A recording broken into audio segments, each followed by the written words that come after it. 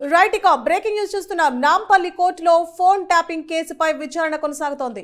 ఇప్పటికే 2 సార్లు charge sheet ను వెనక్కి పంపింది తెలంగాణ కోర్టు. అయితే మూడోసారి పోలీసులు ఛార్జ్ షీట్ సమర్పించారు. ఈసారి ఆధారాలతో సహా ఛార్జ్ షీట్ దాఖలు చేసినట్లుగా తెలుస్తోంది.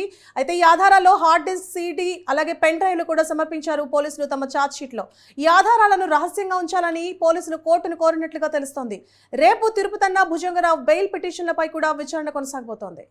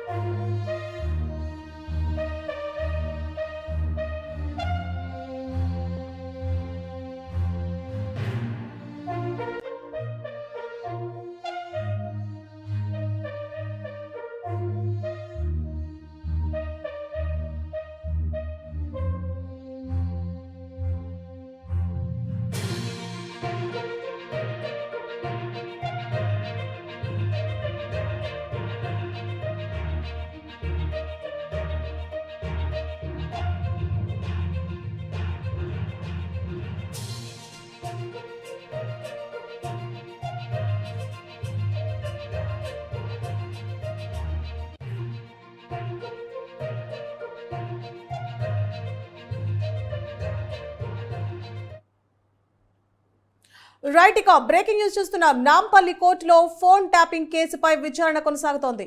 ఇప్పటికే 2 సార్లు ఛార్జ్ షీట్ ను వెనక్కి పంపింది తెలంగాణ కోర్టు. అయితే మూడోసారి పోలీసులు ఛార్జ్ షీట్ సమర్పించారు.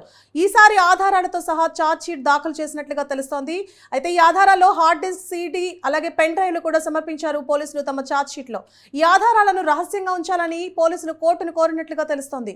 రేపు తిరుపతన్న భుజంగరావు బెయిల్ పిటిషన్లపై కూడా విచారణ కొనసాగబోతోంది.